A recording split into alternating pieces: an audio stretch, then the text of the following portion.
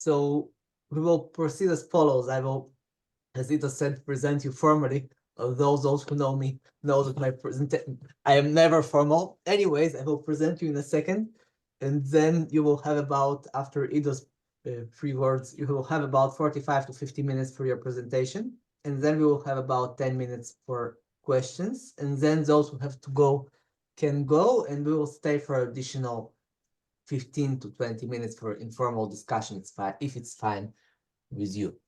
So it's my great honor to present Professor David Weisburd.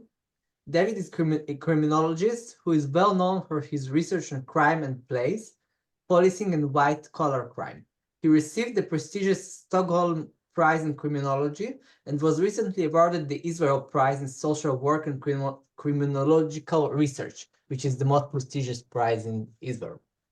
David also serves as a chief science advisor at the National Policy Foundation in Washington, D.C., and chair of its research advisory committee. David has published more than 25 books, way more than 100 articles, and 75 book chapters. And now, David, the floor, sorry, no, it's not yours, because it's now the floor of Ido's. Yeah, I want to say that I invited David and asked him. He said that he doesn't study decision from experience, but I told him that it is our hope that our field will have something to say about criminology, and we don't know enough about this literature. And we wanted him to come and give us a review of his research, maybe similar to reviews that he probably gives to professionals. And don't worry about our research. This will be our task to think how our research can maybe contribute to applied criminology research and application. So yeah. So thanks, David, for agreeing to talk to us. Well, now the floor is really yours. Okay. Thank you. When you originally asked me, I said, I don't think I'm really relevant. I don't know if you remember, that was my comment, but I hope these at least familiarize you, not with sort of mainstream criminology, but an area of criminology that myself and colleagues have developed. So let me see if I can get this on my screen. Why it should show all windows? Why is it not showing? No, that's not it. Hold on. Did I put it on? Oh, I have to have it like that, I believe. Whoops.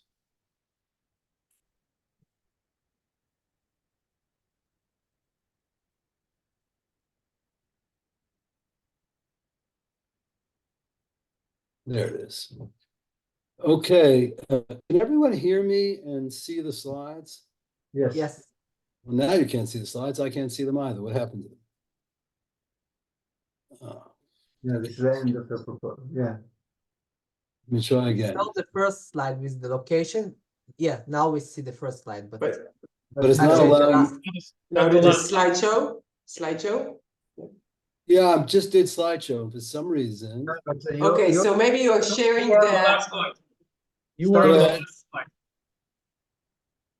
Well, right now, when I press on the slide, No, right no, now, it's you are sharing. the first slide.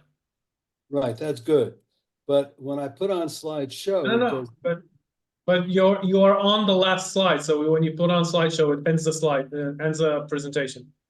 So you have to go up. oh, I You have to understand. go up on the slides. Ah, okay. Thank you for that. Okay. Okay. No, it's still doing the same thing. That's interesting. Now we don't see it. No, that's okay. Let me just see if I can. Yeah. All right. Now it should work.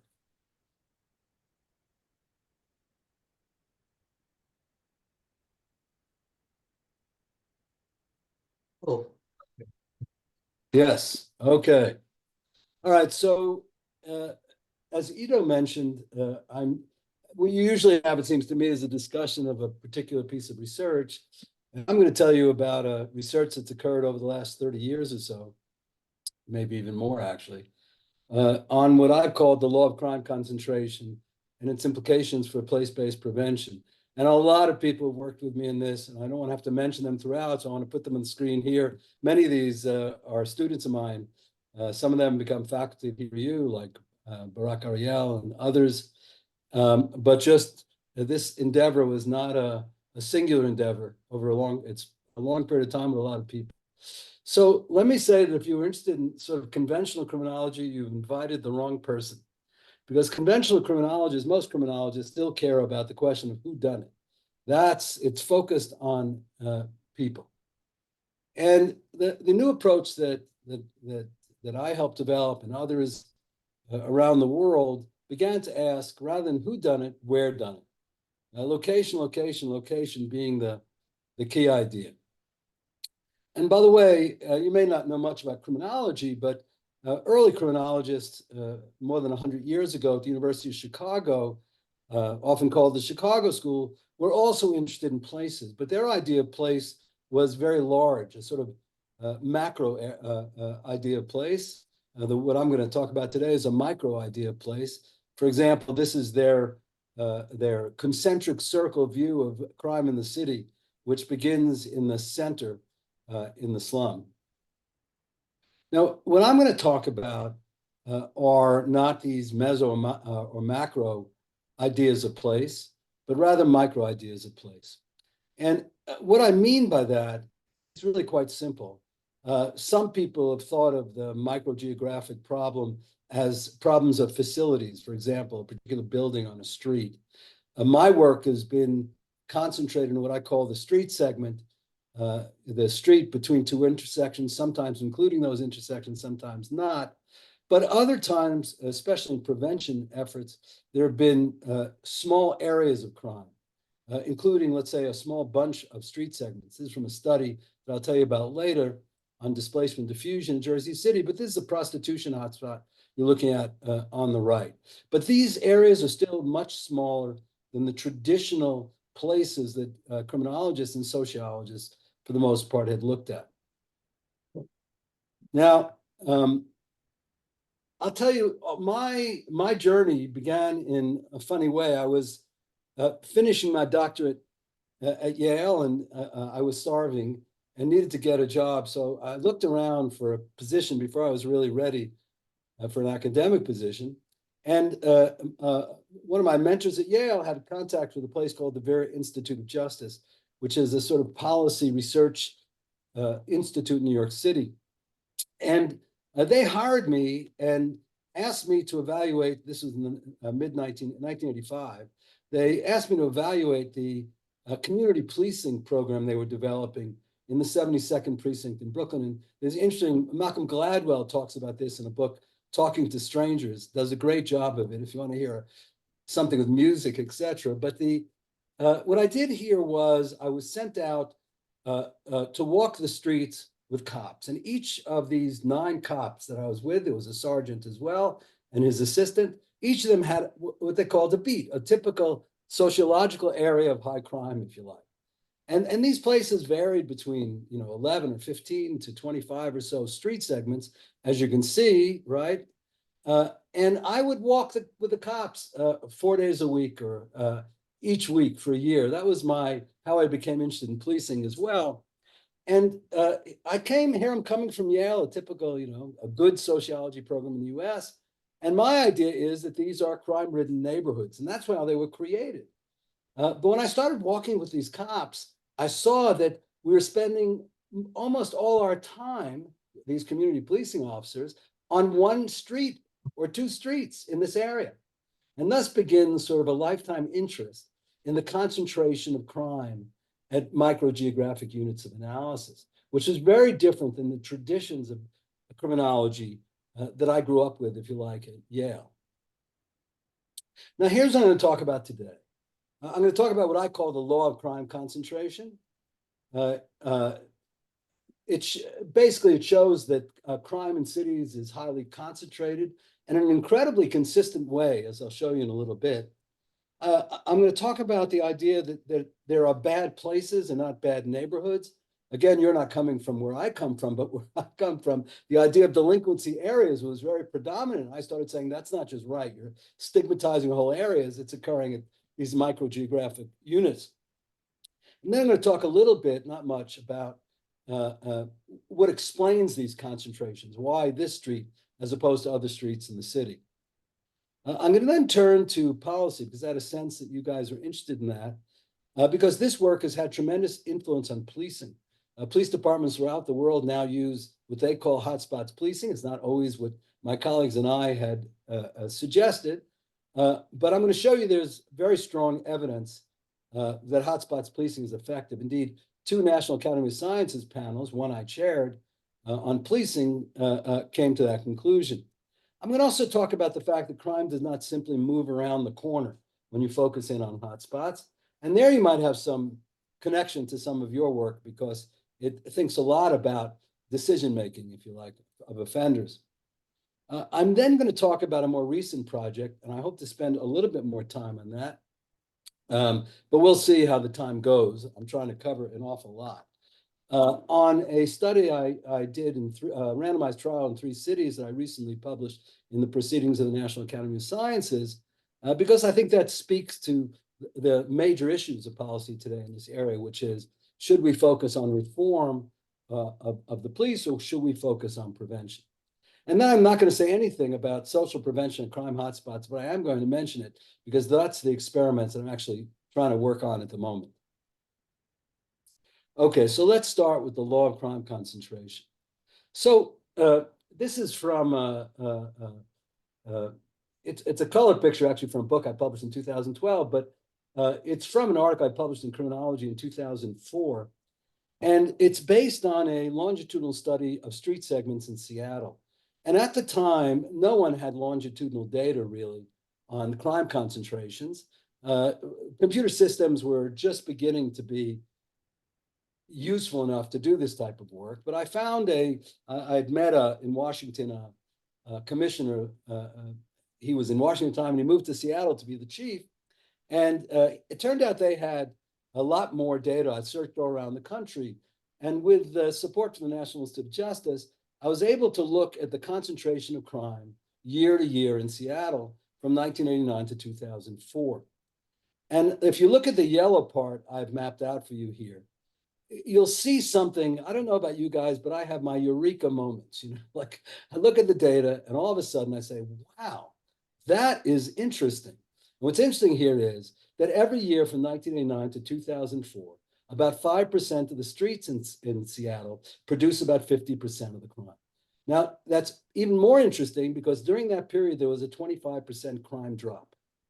So every year, about the same. When I saw this data, I was like, wow, there's a kind of law of crime concentration operating.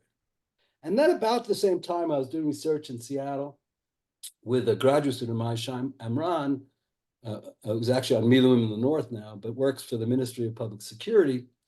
And we looked at Seattle street segments. And as you can see here, in the year we were examining, about 5% of the streets produced 50% of the crime.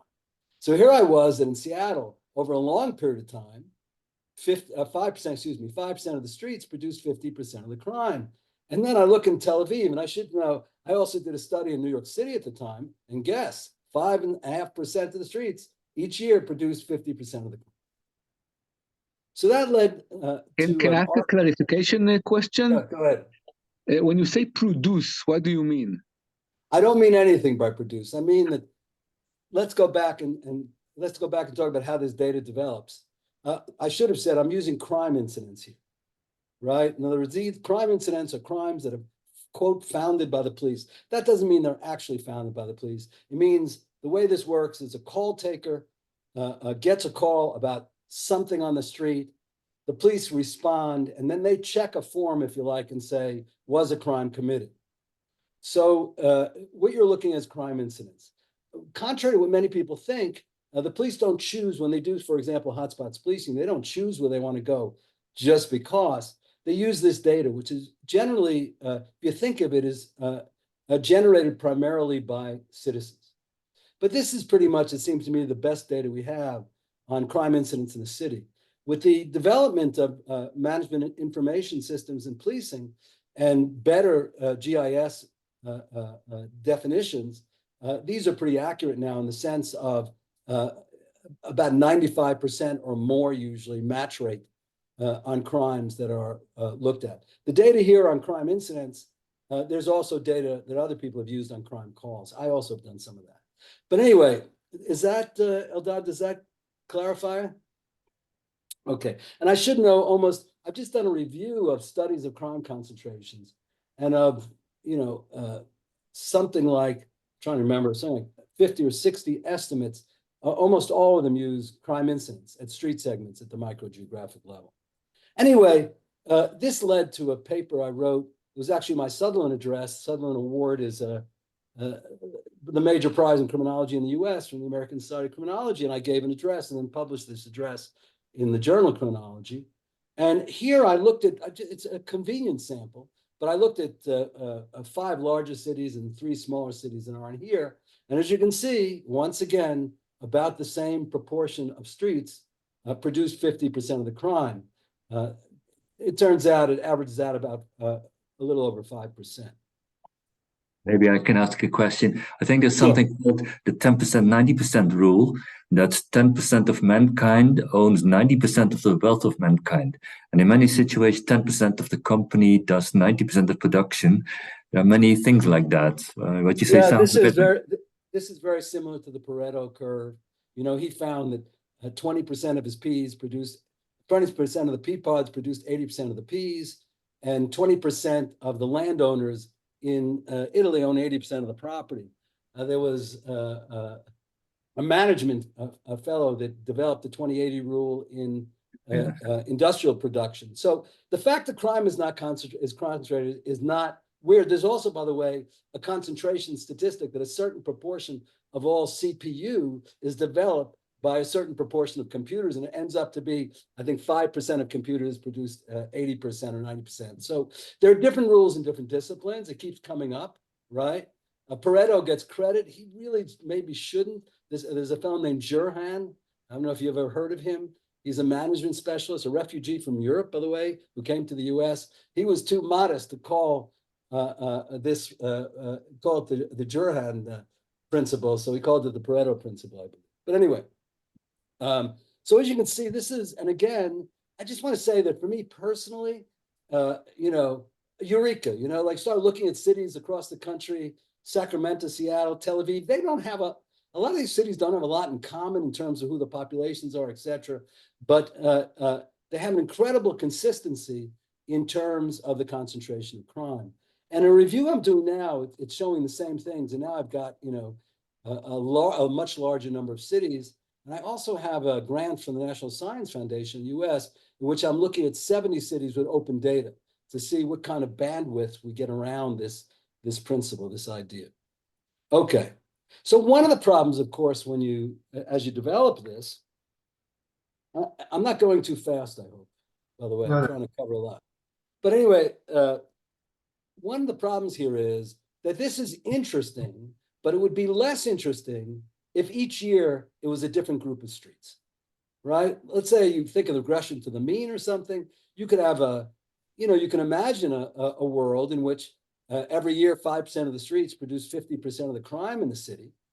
But maybe it's different streets every year. So this was an analysis we did with the Seattle data. And in it, we used group-based trajectory analysis, which is basically a way of just seeing patterns, collapsing patterns into trajectory groups. And as you can see up here, there's this one trajectory group. It produces about 22, 23% of the crime each year. And year to year, this group of places in the city are producing, about 25% of the crime, it turns out. But so there's an awful lot of consistency. That's for a policy issue very important, because you wouldn't want to focus police on hotspots of crime if they were moving every year. By the way, like anything else, it's not that there aren't hotspots that move or decline, or buildings get taken down and ends the opportunity structure. But overall, it seems to be pretty much the same places. And that raises another issue, which is it the case that it could be the case, if you think about it, that 5% of the streets produce 50% of the crime each year, but that 5% is in the same neighborhood. So essentially going back to the Chicago school. In other words, maybe all the crime is in one neighborhood and all those streets are in that neighborhood. So I worked with a very talented young geographer who was able to produce these very pretty maps. So this is a map of southern Seattle, about 1/3 of the city. It's the area where there's the most crime.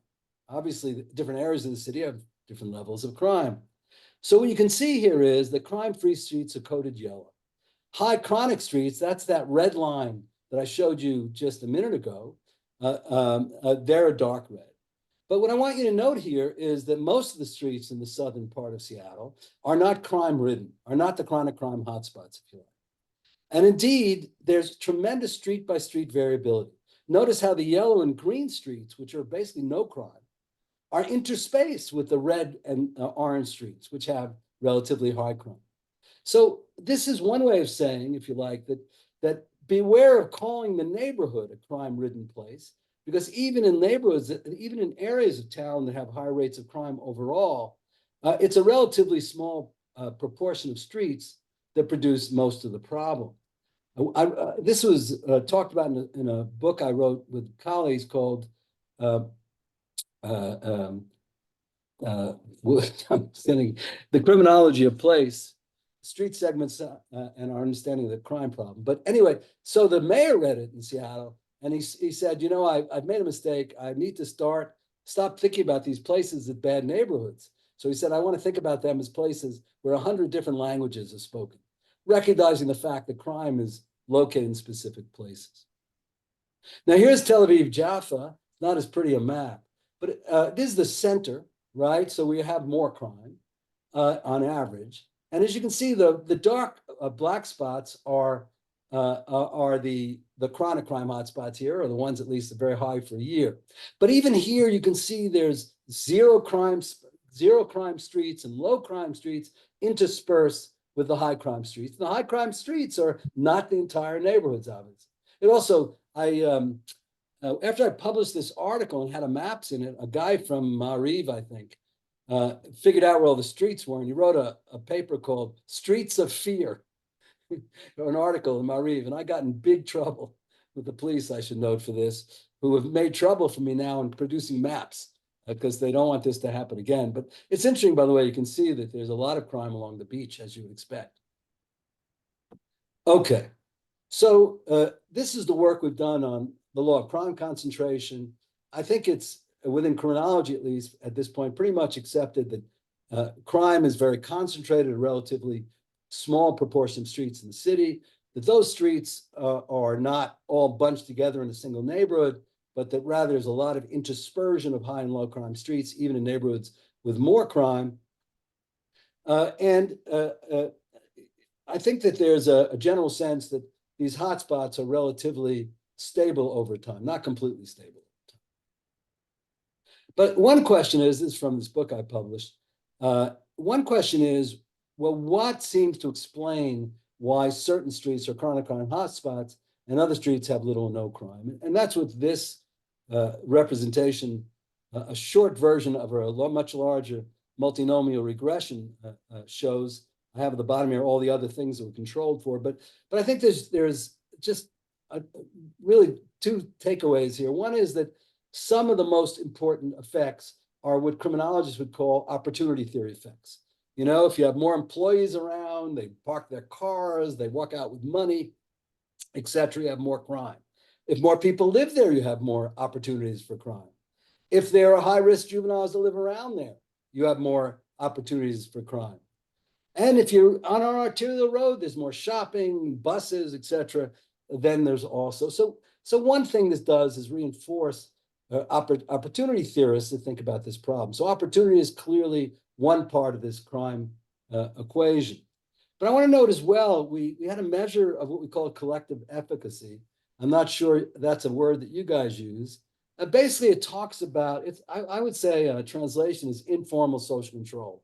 The willingness of people who live in a street to intervene, and the extent to which people in the street who want to intervene have enough social cohesion to do it. So it's another word for it might be informal social control. And if people work in this area, we're not thinking in this direction. There's a typical community sociologist way of thinking. And we measured it by active voting. In this study, we had looked at all the street segments in Seattle, about 24,000. We collected big data, and one of the pieces of big data was about voting behavior. And we said the streets were higher in collective FC if people in the street went out to vote more often.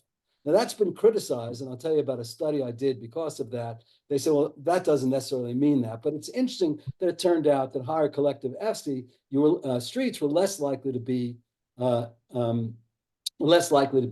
the chronic crime trajectory. Now, in part because of that finding, I applied to the National Institutes of Health in the US to do a study of hotspots where I could collect a lot of social data. The problem here is that the census does not release in the US social data at the street segment level. I've been able to collect social data here in Israel. The problem is that the census stopped collecting data on all streets and went to a sampling approach, which is rational, but not good for me or for researchers in my view. But anyway, so in this study, which had a lot of support from NIH, it was an R01 study, we looked at 450 hotspots in Baltimore City, Maryland.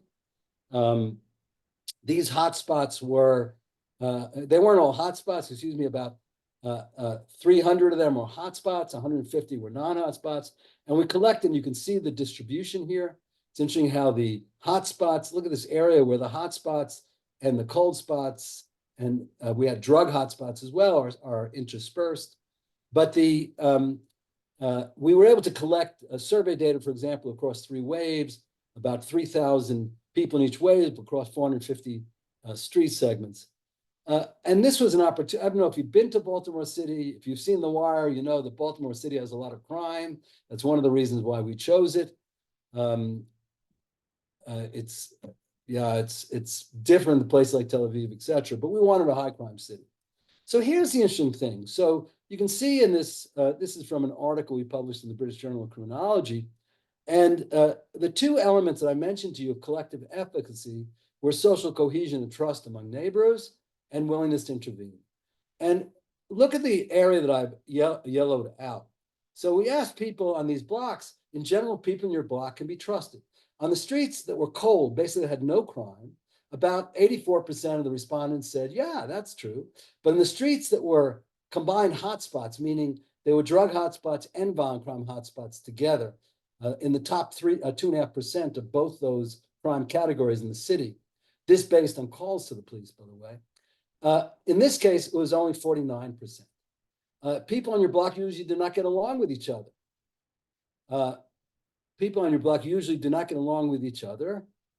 And this should be reverse coded, I realize. No, here it is, excuse me. Why is that? People on your block usually not going to know with each other. Reverse coded, yes. It's reverse coded, meaning that most people do get along on cold streets and only 72% on the hottest streets. And the same thing, people on your block do not share the same values. This was reverse coded again. So look at it as 46% of the combined do share those values, and 66% of the cold share those values. So what struck me there is this is a sort of reinforcement of that earlier finding that streets that are hotspots of crime have a lot less collective efficacy, if you like, than streets that are hotspots of crime, excuse me, have a lot less collective efficacy, or in this case, social cohesion and trust, than do people who live on streets with little crime. So this is just another, I'll tell you why I'm concentrating this right now. I'll come back to it in a little bit. But this is interesting, this argument about whether it is the community or the street that matters most, right? Because if you live in a certain type of community, meaning a neighborhood, that's supposed to have a large effect in traditional sociology, at least. And my work suggests that there's all this stuff going on at the micro geographic level. So these are this is based on concentrated disadvantage. These are low disadvantaged communities. In other words, places that are better off. In Baltimore, we clustered our streets into different types of communities. And as you can see in the 3 waves, it's always the case, the non-hotspot streets have higher collective efficacy or informal social control than the hotspot streets. And that's true in the middle disadvantage and the high disadvantage. But what's most interesting here if you look across this, you'll see the black bars, which are the hotspot streets, are fairly similar. And it turns out hotspots are different from cold spots in the neighborhood, but hotspots across neighborhoods are pretty similar in terms of concentrated disadvantage, which leads to this idea that, while I'm not saying community is not important, a lot is going on these individual streets. Okay, so that's my basic research contribution for the moment. Can I ask a question? Go ahead. Do you have some data, or did you analyze some data to understand if the people that commit crimes are the ones that live in these areas? So I would assume that some offenders can go between hotspots, right? And yeah, I wonder if you have some. We have data. We asked people in the survey, have they committed a crime? We give them specific crimes. Remember, our surveys are done at residences, people who live in these streets, and not at people on the streets, right? So when you look at people who live in the streets, a very small proportion of them are involved in criminal activity, right? In terms of movement from street to street, we'll come back to that. Let me keep that question, because I have something else that I did that says something about criminals and their movement patterns. Okay. All right. Great. Thanks. All right. So if this basic research is correct, that that crime is very concentrated, then police should not spread the resources across the city, right? They should be focusing on hotspots. You'll get your biggest bang for their buck, in theory. And it's also the case that if opportunity theorists are correct, and this basic research suggests that, then if you can reduce opportunity on these streets, then you'll have an important impact. And one of the major ways we reduce opportunity for crime in the streets is by sending police there, or having police go there and try to reduce opportunities. So the question is, does that actually work? Now, I just want to give some background. Today, the people who are closer to my age group know that it hasn't always been the case that people believe the police can reduce crime. Maybe economists believe the police can reduce crime, but the evidence on crime control before the 1990s was the police don't prevent crime. And these are two quotes. David Bailey's perhaps the most important police scholar of the 20th century. He says in the first page of his major book, "The police do not prevent crime. This is one of the best kept secrets of modern life. Experts know it, the police know it, but the public does not know it. Yet the police pretend that they are society's best defense against crime. This is a myth." And Gottfried and Hershey, not for your case, wrote the most important theoretical book on crime of the 1990s, and they say the same thing. So when I was younger, the view was the police don't prevent crime. They're good for picking up the pieces afterwards, but they actually don't prevent crime. So given the work that I was doing, and a colleague, Larry Sherman, who's now was at Cambridge, our work said to us that, there's crime concentration and opportunity theory makes sense. So we should be able to focus the police on hotspots, and then they would have an effect on crime. So the first test of this logic model was a randomized trial we conducted in the field in 1990. And I should note that in 1990, there weren't that many randomized field trials where you randomize an entire police force, which is what we did. But anyway, we randomized the police force to, we identified 110 crime hotspots, basically, for the most part, a street long, and we randomly allocated them to treatment and control conditions. The treatment sites received 2 to 3 times the preventive patrol as the control sites. In other words, police in cities in the US probably spend between around 50% of their time, sometimes less, on responding to calls, depending on the time of day. During the time they weren't responding to the calls, they went to these 55 crime hotspots that we randomly told them to go to. They weren't always so happy, I have to say. I'll tell you about that in a minute. And the treatment was, we hope to gain 2 to 3 times the preventive patrol in the treatment sites as control sites. Now, I'm not going to go through the whole study, very interesting, but just this is sort of, I like a basic pictorial of what happened, which is from the beginning of the study in December through July, we ended up with about a 20% rate of deterrence. Now, these figures are from the experimental year minus the control year, where the control group had more crime. And by the way, it's interesting, there were crime rises in the US at the time. So we might not have, if this was not a randomized trial, we wouldn't have seen the difference because the overall trend was for things to get worse. But anyway, so we have a deterrent effect, and that was really important. This is one of the first studies to show the police could prevent crime. This is at the hotspots. And then we had this in the summer. And what happened here was that, I'm sure you can imagine, in the summertime, just like everybody else, the police want to take time off to take their children places. And citizens, on the other hand, in a place like Minneapolis, especially young people, are out making the trouble more often. They're not in school, and so it turned out we couldn't get dosage. So we also actually spent a lot of money to collect dosage information with observations. And we had 2 to 3 times the dosage here, and that went away in the summer. Okay. So that study has been replicated quite a few times. I think there are over 70 or 80 replications now.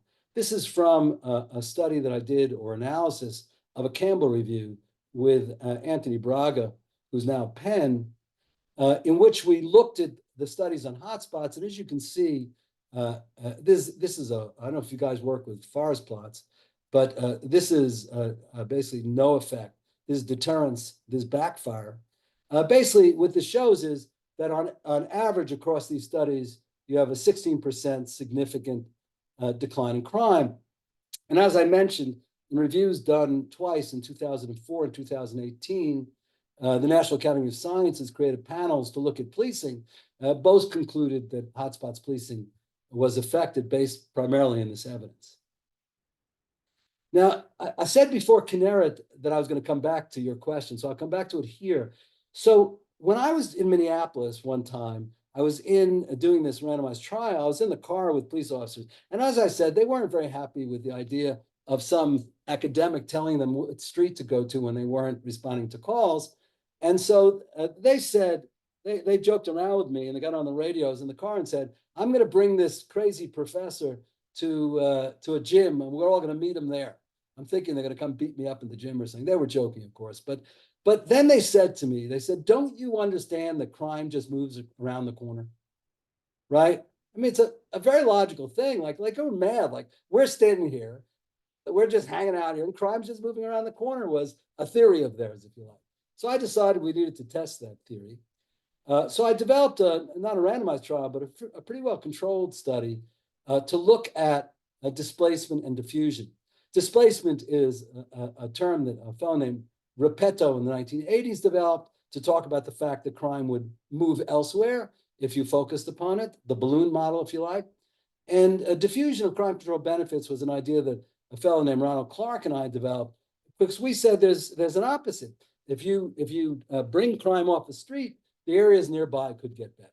So that's what this study was supposed to look at. We had a prostitution site and a violent crime site. We had a lot of support from the National Institute of Justice in the US. And we were able to really plan this out well. What we have here is the prostitution site, if you like, what we call the first catchment area, crime just moving around the corner, and the second catchment area, which would be 2 blocks out, which is actually a pretty far distance. This is a picture of one of the streets in the prostitution site.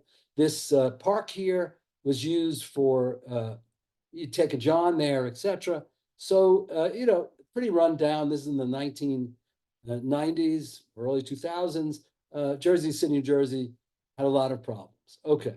So I'm just going to show you this one, but all the other analysis follows the same thing. So this is the month before the intervention. This is the treatment area. This was observations of prostitution. We had observers on the streets. And as you can see, when the police started cracking down, there was a lot of policing. A whole new squad of like 6 or 7 officers was created. This was during the Clinton administration when there was a lot of money for crime prevention. They had all kinds of social programs operating on a non-governmental organization that they would, instead of arresting the prostitutes, they bring them together. This was like, I was interested. I wanted everything brought the police could bring, and they did too, so we could see what happened to crime. And as you can see, crime at the treatment site remained low all through the period, though it didn't disappear, which is interesting because there was an awful lot of police activity there. In the first catchment area, by the way, we chose these areas because they had some crime. In other words, we wanted a target area with a lot of crime, but we wanted the catchment area next to it to have crime as well, so we could see diffusion if it was there. And you can see that instead of what you'd expect with the displacement model or the balloon model, you expect that that when you have the intervention, that the target area would go down, but the catchment area would go up, and it didn't. It went down at about the same rate, and that was true for the second catchment area as well. And this is repeated in a whole group of analyses. So just a question about that. So these two areas, the red and the green one, are they close by? I'm just wondering, maybe Well, the this is the diffusion is area. going, maybe the This is- diffusion make people go, like the police makes them go much farther away. I don't know. Just Well, Kinneret, I'm going to come to that in a minute. okay. Sorry. But no, that's fine. But this is the target area, okay. right? It's a walk. You know, in prostitutes, in a major prostitution site, have a walk. Streets they walk around, if you like, for people to pick them up. This is the first catchment area, and this is the second. So it was right next door around the corner. Okay, so let me just show you this, and I'm going to get to your question. So there was a Campbell review done by Anthony Braga and colleagues, in which he looked at studies that had measured displacement diffusion. What it turns out was, again, he found a significant diffusion effect. In other words, the areas around the corner got better in general in these studies if you crack down on the target area. I just want to say something, because this gets mixed up all the time. I'm not claiming that you can't move crime around. I've seen cops tell prostitutes to go to the next block and they won't bother them there. You can move crime around, but when you have a prevention program whose focus is to prevent crime, not just to move it around, you get, it seems, a diffusion of crime control benefits more than displacement. Now, here's the thing. So in that study in Jersey City, I wanted to do some qualitative work as well. So we sent a qualitative researcher out at the beginning of the study to hang out with the prostitutes, for example. And we had no contact with the person till the end of the study. So that's one way we got qualitative data. And we also interviewed people who were arrested on these streets when they were taken to the jail at the local precinct. So we have those two groups and here's what we found. So I don't want to talk about this, but one reason why crime doesn't move around the corner is simply the same opportunities don't exist. So for example, we found in a juvenile crime study in Minneapolis that the kids, there was a lot of crime around the mall, juvenile crime. But 1 block away from the mall, there was no crime by kids. And one of the reasons was because 1 block from the malls in Minneapolis, which is a kind of often single family or 2-family house city, there weren't, opportunities for them. They were at the mall because there were game shops, there were bus stops, there were other kids around. So one reason why you don't have displacement, why it's not so easy at least, is that the same opportunities might not exist nearby. By the way, they can exist nearby, and then I assume the displacement is more likely. But here's what happened when we started speaking to people. So we found that the criminals are kind of coupled to places. So one respondent said to us, for example, the drug site, he said, it's difficult to move because the money won't be the same. I'd have to start from scratch. It takes time to build up customers. Sounds like what a businessman would say, right? In terms of what they would do. Another said, and I think this is very true when it comes to drug markets, or we also had a violent crime market and a drug market. In the drug market, a guy told us, you really can't deal in areas you aren't living in. It ain't your turf. That's how people get killed. So what he meant by that was that if you go to another place where drugs are being sold, they don't want you there. They might kill you, right? He also meant that it can be dangerous because you don't know that area. In other words, a person, people we interviewed time and time again said, if you don't know the people who live on the block or who work on the block or whatever, you get yourself into trouble. Because you have to know from their perspective who the good guys and the bad guys are. The good guys are people that won't call the police. The bad guys are people that call the police. So there's an element to which people are coupled to police. Another prostitute told us, I walked over to the graveyard cemetery. I don't know if you saw that. It's in the middle of this area, outside of our area, but not far away. You were talking about going elsewhere. And I didn't think I'd make money. It was unfamiliar to me. I didn't know the guys, the clients. On Corneliusen, you recognize the guys. I know from being out there every day, the cars, the faces. It's different. In my era, I know the people. Up in the hill, I don't even know the people at that end of town. Now, one interviewer said something that just has struck me my entire career. When asked about why they didn't just go 3 blocks away to another spot, they said, well, I don't feel comfortable with the girls there, right? I don't feel comfortable there. Sounds like the way we pick a club or a restaurant, right? Anyway, so Kinnara, I hope that gives you some insight into what these people were thinking. Okay, so I've gotten through policy. I have 10 more minutes, I think, 15 more minutes. Well, we started, do I have 10 more minutes, Yefim? Or is that too? About 7 more minutes, if it's fine with you. Well, that's going to be hard, but I'll try to do it quickly. Okay. So I just did a randomized trial that I carried out because I was very interested in this idea of procedural justice. It's part of what's going on, not only in the US, but around the world, that people are becoming very concerned with police reform. We want our police to behave better, right? We're not only concerned about whether crime's going to go down, we want people to treat people with decency in the streets. And what's happened in the US is a kind of conflict argument. The police have to choose between reform, trying to teach themselves to treat people better, and deterrence or prevention. And of course, in the US every year, if you follow this, 1 year it's defund the police, and 2 years later, the police are hiring like crazy and they can't hire enough people. And just for procedural justice, so procedural justice is an idea that a psychologist named Tom Tyler developed. Tom has like 150,000 citations to this work, quite popular in the world at the moment. He says that what is procedural justice? Participation, giving citizens a voice when the police interact with them, being an active listener, neutrality, being transparent, avoiding personal biases, dignity and respect, avoiding disrespect and being respectful, trustworthy motives, showing citizens care and concern. For example, you go on the block, you talk to people, you don't say, what are you doing? You say, well, just so you know, I'm here because there's been a lot of crime here. We'd like to, you know what I'm saying? I actually think Tom expects that good things will happen out of this, but my view is this is the way the police in democratic society should treat people. So here's what we did. I wanted to see whether infusing hotspots policing with procedural justice would have a bang, would work. Some people said if the police treat people nicely on these streets, it's actually going to lower their crime prevention ability. Anyway, it's a 3-city randomized trial in Tucson, Cambridge, and Houston. In each city, we identified 40 hotspots using computerized mapping approaches. We randomly allocated them 20 to treatment, 20 to control in each city. We looked at street segments, what I've done in my career, with 1 street buffers between them and the next treatment and control sites. Basically, in Tucson and Houston, all these streets were within the top 2% of crime. In Cambridge, Cambridge, Mass, I should note, the top 8%. They had consistent crime over a year. And they had to have 15 residential units because we wanted to measure citizen responses to the police.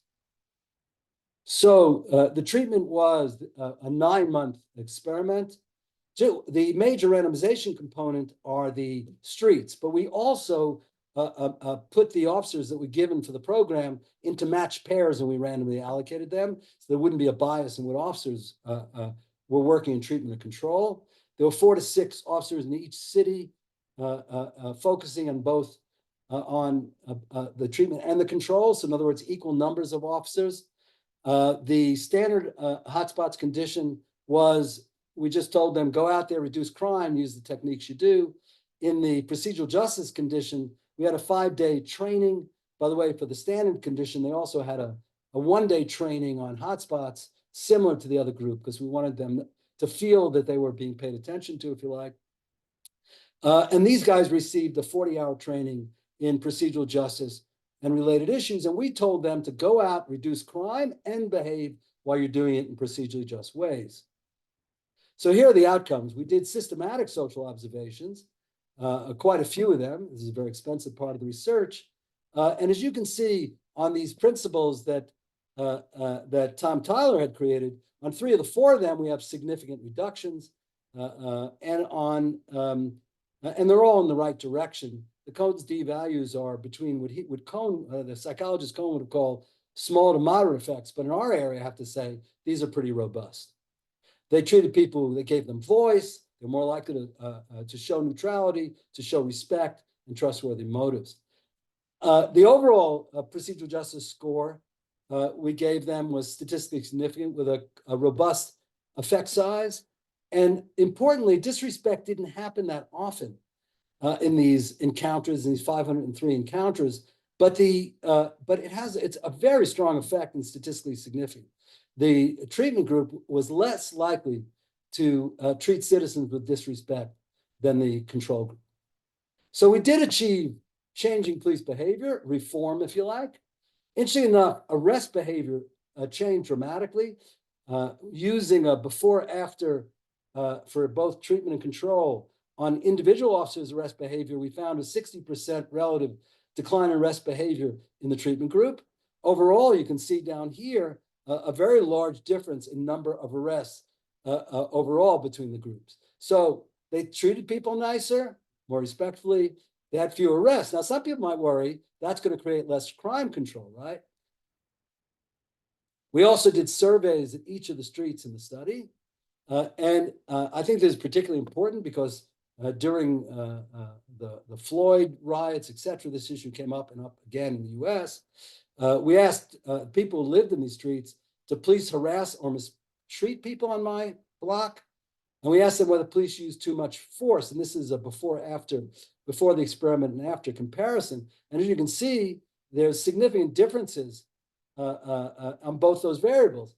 On the hotspot, on the treatment streets with procedural justice training, citizens were much less likely to say they were mistreating people, and they were much less likely to say they used too much force. Now, that would have been great as far as I'm concerned if there was no difference, because we know from earlier studies that hotspots policing reduces crime. However, even in this experiment, we had the same number of police officers. Adding the procedural justice component led to a 14% relative decline in crime incidents in the treatment group. And so you got both reform and deterrence in the same approach, which to me speaks against those people who argue you have to go one way or the other. Okay, I'm not going to say anything about this. I'm finished. Right now, I'm sort of interested in this collective efficacy idea. And I'm working in the US and in Israel. I'm trying to set up an experiment where I can see whether increasing collective efficacy on streets would lead to reductions of crime. Okay, so I covered an awful lot of material.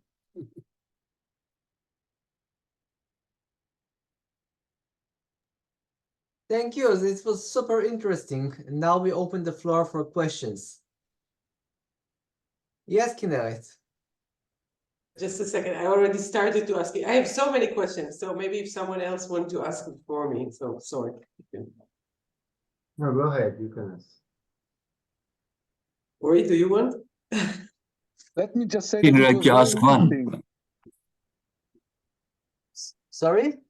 Let me just say that it was extremely interesting. Glad to hear that. All right. So can I go? Yes. All right. Thanks, David. So I was wondering the data, how robust it is to selection effects, because you say that the data usually comes from people reporting the incidents. What if people do not report incidents in certain locations? Because there's no use, because the police doesn't come. You don't see police around here in these hotspots. You don't see police, they don't come, they never get to you. So no point in reporting that.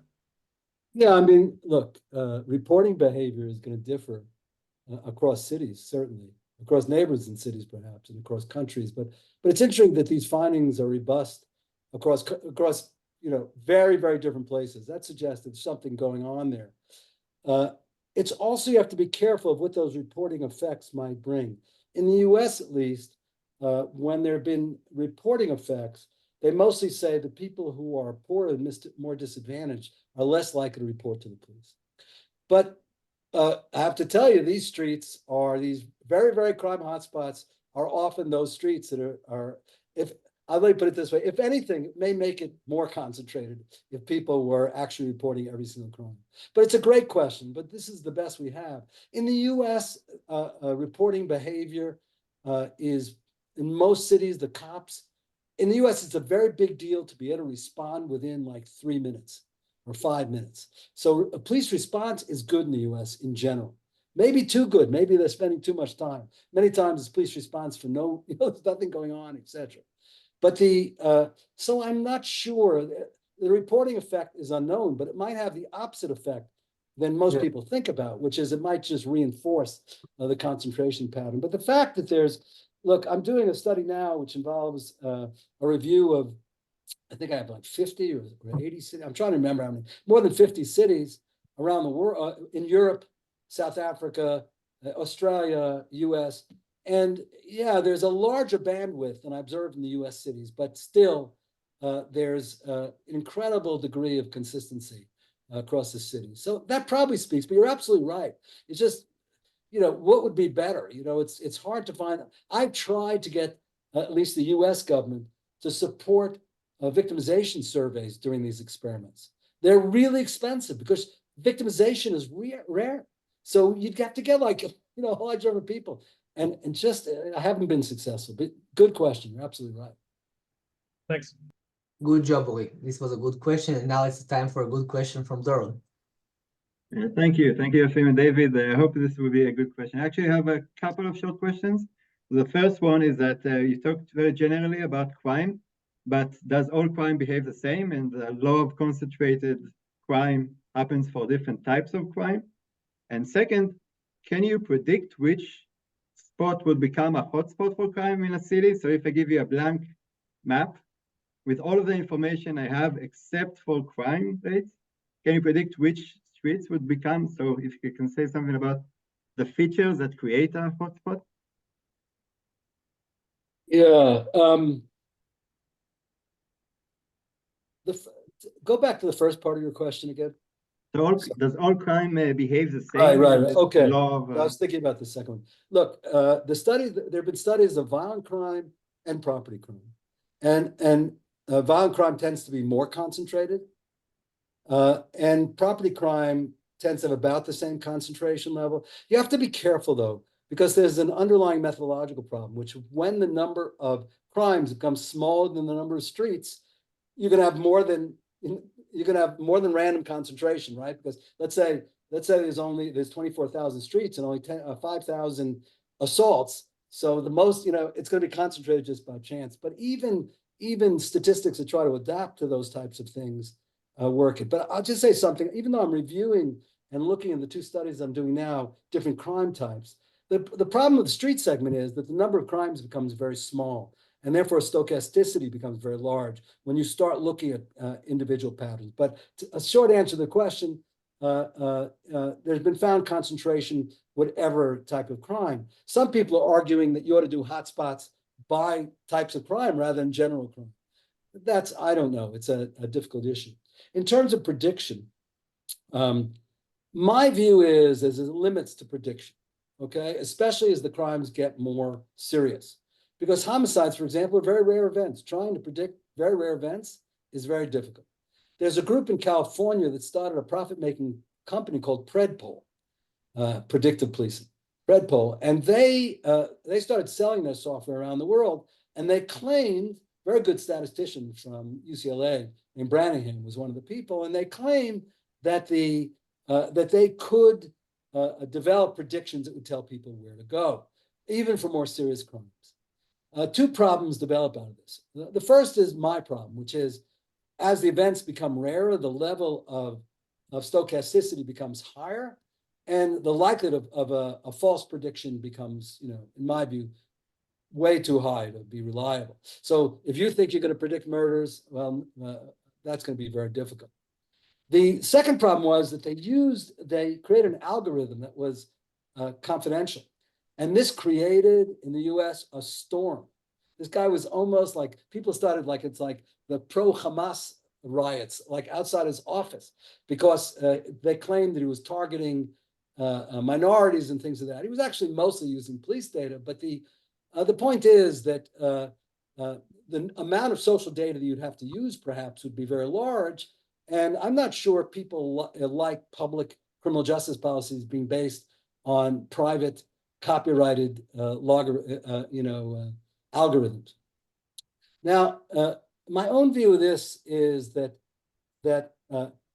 you should look at this in a more general way, that there are streets that have 125 crimes every year for 20 years. I would say those would be a good focus for you if you're trying to reduce crime.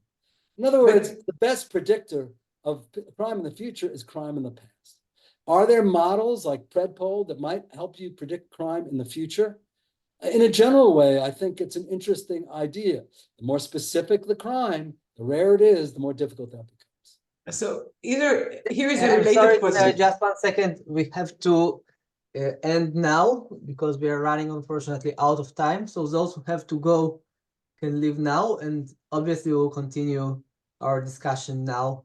So again, David, thank you for this great lecture, but we will continue now in a smaller group with those who want to stay for a few more minutes with their questions. Yes, Kine, go ahead. Yeah, just a So about the prediction, Ori had another question. Who was it just speaking? it's related to your prediction question. But can I just follow up? Sure. Thank you, David. I was thinking about opportunity and things that you've mentioned in your talk. So on the beachfront, I'd expect that to be a hotspot, right? So where there's more opportunity or the situational factors that might encourage or less policing, it might encourage such a hotspot to use as features. So I just because that's exactly where I was going to get, Doron, thank you. Just a specific example in your opportunity slide, there was the physical disorder, for example. So with that, you have to be careful of, Kinneret, because there's some degree at which the causal nature of that, those might be the same thing ultimately, not the same thing, but jointly caused by something else. That's a little dangerous. I'm not sure I'd use that variable again the way I did here. Although we did have a time ordering, we were taking into account the base rate. Anyway, go ahead. You were going to ask about disorder. Well, so I'm referring to the wrong question. So Doron asked if you can do something about these factors. Let me gave one example of the factors. Let me put it this way. One of the problems is that opportunities don't change at places second to second. And therefore, a previous history is a good way of identifying where you ought to go. But the question then becomes, let's say I build a 7-Eleven store on the street. If I'm a smart police department, I should know that 7-Eleven stores are crime attractors. You build a 7-Eleven store, you get crime. 24-hour stores, don't want them on your block. 24-hour stores create problem. People hang out there late at night, they steal things, they mug people, etc. It's also the case that if you're going to build a large apartment building, you got to understand that all of a sudden you're going to have crime probably, or at least at the very beginning, you might, if you're a police department, you might want to do something. So you can use prediction. The problem I have with PredPol and some of these other programs is they sell a degree of precision, which doesn't seem to me to be realistic, at least right now. Right? Remember there was that movie, what was it called? There was a movie where the guy predicted crime with I'm getting old, I guess. But you know what I'm talking about. Minority Report. Yeah, the Minority Report is a little bit off key. But certainly police departments can be smart, for example. By the way, police departments are often not smart. For example, a typical police officer coming to a friend of mine down in Jerusalem says to them, "Oh, you've been robbed once. Don't worry, you won't be robbed again." Like the chance thing has happened. Turns out the probability of getting robbed, if you've been robbed before, increases like 2 to 3-fold. Okay? So unfortunately, the police don't always pay attention to the evidence. The evidence can help them in terms of prediction.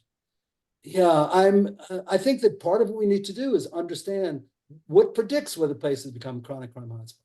One of the problems for me is I wanted to do a study over 300 years in Holland, because they have data like for hundreds of years. I wasn't able to get it off the ground. But one of the problems is that this is not like into people. They don't change in a minute, right? They can, I suppose. But for the most part, things are developed over time.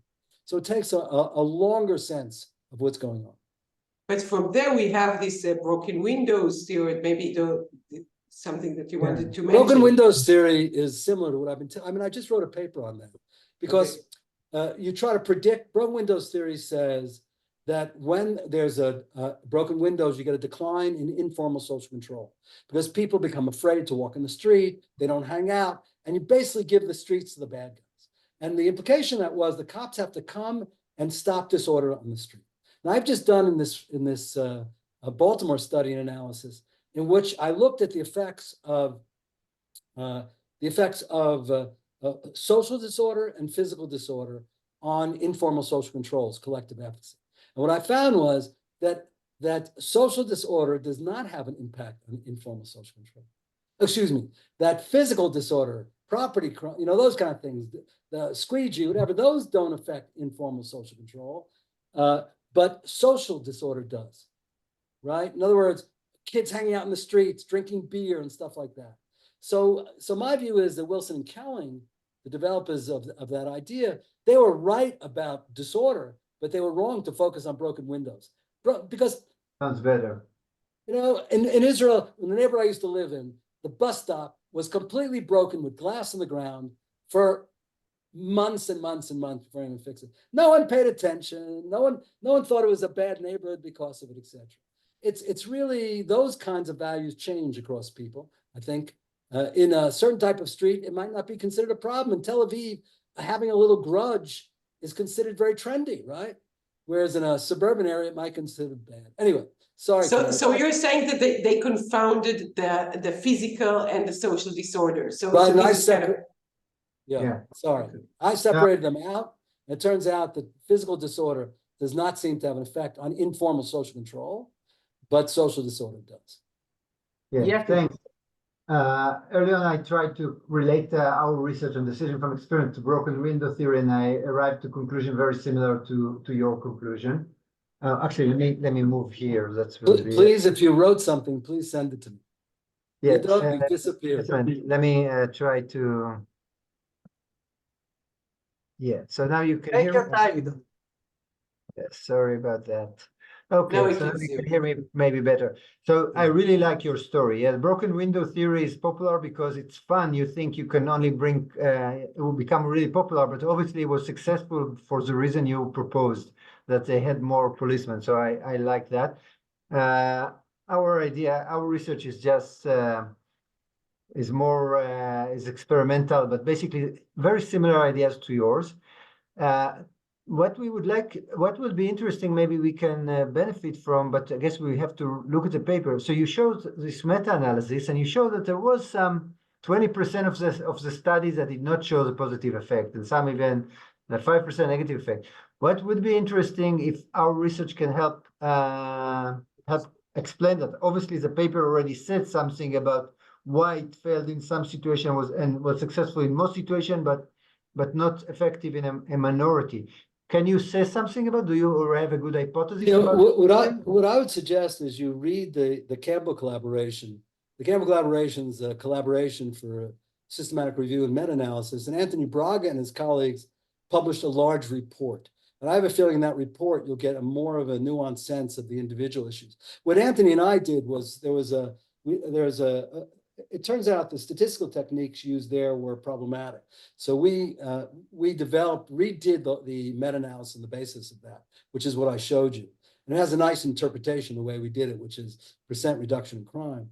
But so I think, and by the way, I can give you Anthony would be very interested in this because he continues to collect studies. So yeah, it would be great to have you involved in helping to think through. Our hypothesis may be a little bit boring, but it's consistent with basic research, is that maybe the hotspot is effective if the existence of a policeman in the area actually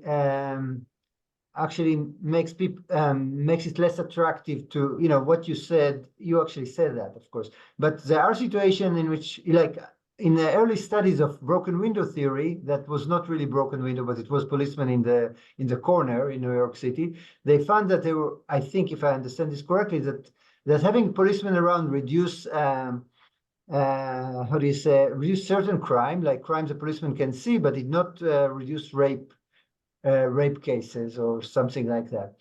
So pickpocketing was reduced, but not rape or something like that. And so the question, yeah, so we should look at this data and see if this. One of the problems with meta now, not a problem, but it's also that some studies are not done well. In the Yeah, meta-analysis. okay, so it could be It's another chances. possible explanation, but that would be very interesting. If you right now, put you in touch with Anthony as well, and he's really well into all of these studies, so could give you some Yeah. insight of the individual studies. And then the Yeah. Campbell report is like 120 pages long, so like everything you can imagine is in. Yeah, no, we read it. Unfortunately, I think we looked at it after we published one of two of our papers. So we are a little bit embarrassed that we didn't cite you in our paper. But in the future, this is why we This invite you paper to was make just sure- published. The Broken Windows paper was just published a year ago. No. We should have published your other.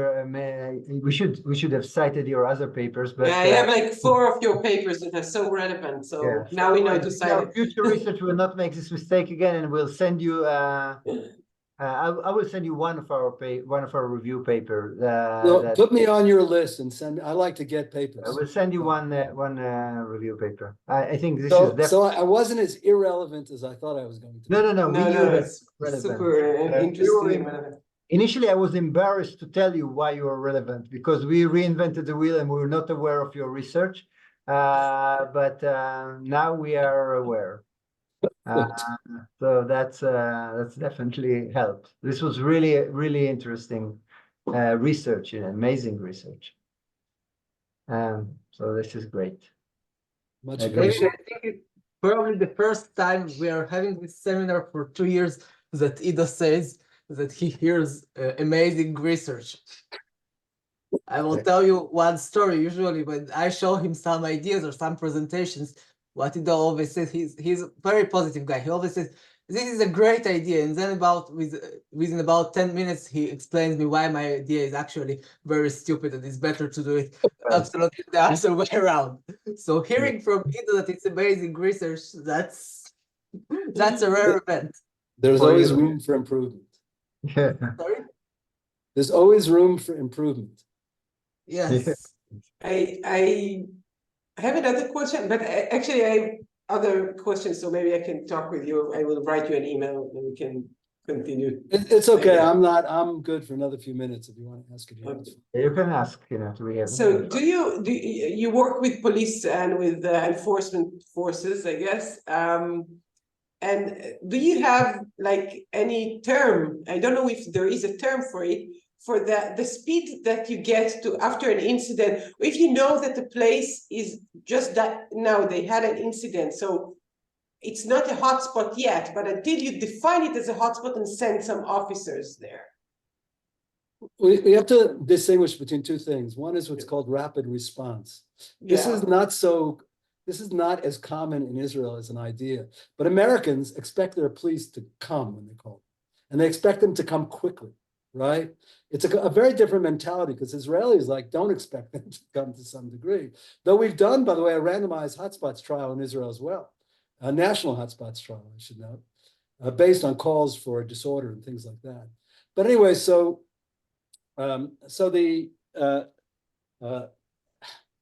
the Americans expect their police to come, and that's called rapid response to calls for service, right? Rapid response. The literature is that rapid response is not as good idea as the police think it is, because a lot of things don't need rapid response. Like if someone was burglarized, why do you have to get someone there in 5 minutes? Like they've already been burglarized, get them there that night or the next day, etc. So there's been a lot of reforms and a lot of rethinking. Hotspots is a different idea because in the US, the major portion of expenditures on policing is for police to serve the public, right? That is where most of the patrol forces are the main expenditure, and they respond to citizen calls to the police, right? So this is the prevention, right? So this is the No. That's not prevention. That's just responding to the police. The evidence is that doesn't necessarily give you much prevention. The hotspots policing has been about increasing the amount of policing in specific places that have histories of high crime, right? So the Minneapolis hotspots experiment I told you about before was about taking 110 hotspots in the city that had very high crime in the previous 2 or 3 years, and about having police officers go there when their crime time is not allocated. There's a lot of controversy about how much patrol time is allocated. In other words, is already taken up because you have responding to calls, lunch breaks, breaks during the day, bringing people places. There's lots of things the police are doing, but most studies suggest that about half of the police time, or at least 25 to 50%, is completely open. Question becomes, what do you do with that time? Before our work, the police just did whatever they wanted with that time. And maybe they ate donuts, maybe they drove around, maybe they whatever. But the hotspots idea, the innovation in terms of patrol, was by saying, when you're not responding, go to these places and hang out. Drive by there, stay there for a few minutes. That's the hotspots patrol. By the way, there have also been hotspots programs for problem-oriented policing. That's where you create a unit, like the unit I created, okay, or not I created, the police created in the 3 city study, in which they go to do something about the crime problem. It's not only about patrol, they could do other things. In the Jersey City study I told you about, they were doing lots and lots of other things, working with NGOs. The cops used to go out. I mean, cops can be nice guys too, contrary to many public perception. The cops would go in the free time and play basketball with the kids and those kinds of things. So the hotspots is about really focusing in your attention. Yeah, so I guess that what I meant is like, how do you define and how dynamic is the hotspots kind of definitions? Look, different places do it differently. And when you become, when I started my career, I was like one person, I remember a guy saying to me, David, you're a smart guy. Why are you doing this stuff? Right? That was the thing, like, whatever. So now I've become pretty conventional in a way, even though I think that criminologists are still mostly concerned with why people commit crime, with the criminal justice system, sentencing and things like that. I think that this area has become conventional, at least to some degree. Most people accept the ideas that I helped develop. So now, whenever there's academia, you get beat up, Now it's time to take David on, so to speak, I feel. So you get a lot of people raising issues about how it should be allocated, things of this. Look, that's part of science. As science develops, right? You learn more. I mean, and I think it can be quite controversial. I did a systematic review that was published on stop, question, frisk. And in the review, I found that stop, question, frisk on average reduces crime by about 15%. What do you mean stop, question, what? Stop, question, frisk. Very big in the US, SQF, where you go up to a person and you stop them and then you frisk them, right? You check them for weapons or something. In the US, at least, you're not allowed to do that. Here, you're also not allowed to do that, but it's a little easier to do that here. But anyway, in New York City, there was a major case. You would expect, so I found that there was about a 15 to 20% crime reduction effect in stop, question, frisk studies. Is not only hotspots policing. And then, but what I found was gigantic effects in the people who were stopped. They weren't great studies all the time. Don't think that medical researchers are always doing really good studies. They weren't great studies necessarily, observational research, but they were showing really big impacts on mental health, education, other issues. So I wrote in that, I said, my conclusion was that stop, question, frisk should not be considered an evidence-based strategy because, first of all, hotspots policing more generally has a 16% reduction in crime without emphasizing SQF. And I said, it's also the case, it has this strong backfire effect. When you talk about policy, you have to be concerned both with the positive and unintended negative effects of the intervention. Some of my closest colleagues in the hotspot area got very upset at me because they said that, well, isn't it needed to have this type of police presence and reduction? And actually wrote 2 or 3 articles in response. And my reaction was that, it's our job to come to these conclusions, but it's also the case that you need to consider what all the evidence is. Before I did this, I thought that SQFs at street segments would be a good idea. Now I'm not so sure. I think you need more research. That was a long answer. I'm not sure I answered your question. You can continue with it if you like. Sorry. Thank you so much. Thank you so much. It was very interesting, very thought-provocative talk. And we will continue to think about your ideas. Yeah, I'll send you the paper and we will read your review and try to improve our future research. Okay, but Generally- remember for the, fine. for the Campbell review, the hotspots review, that's with Anthony Braga. I'm not an author. I'm an author in the next paper. We'll revise the methods if you like. But so Okay. what you're looking at, you might want to look at his paper. But it sounds like, yeah, any papers you want, you can download or I can send you. Happy for you to write and continue. Okay, I will email you our chapter and ask for link for this 2 or 3 papers that you think are a good starting point for us. Sure. And you will hear from me shortly as well. So I'm just in more general terms, David, what we are doing is trying to model the enforcement and the agent, the decision maker, and deterrence that their choices, whether to do kind of dishonest things or things when you have some kind of, we change the probability of apprehension and the size of the punishment, and we're thinking about how frequent and the frequency of stuff. So we're trying to understand what will help from an intervention point of view by manipulating it, but we are doing it in kind of more, I will say, simplified worlds in our Are you experiments. using laboratory? Cheaper Laboratory? Yes, a kind of laboratory experiment. Yeah. Are you doing simulation modeling as well? Also, yes. Yeah. ABM? Much cheaper research than your research, but I'm very yeah. interested in agent-based modeling, by the way.